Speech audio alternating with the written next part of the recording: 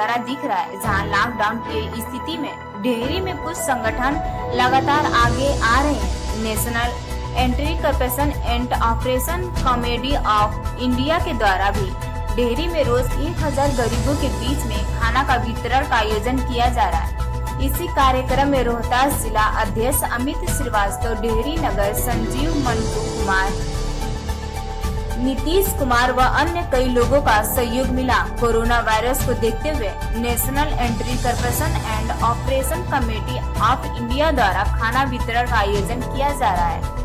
मंटू कुमार ने बताया कि लॉकडाउन की इस स्थिति में लगातार 1000 लोगों का खाना नगर परिषद डेहरी डालमिया नगर के द्वारा बनाकर उनके घर पर भेजा जा रहा है। मंटू कुमार ने बताया कि जब तक देश में लॉकडाउन रहेगा तब तक यह कार्य हम लोगों का चालू रहेगा। फ्राई चावल है, दाल बन रहा है,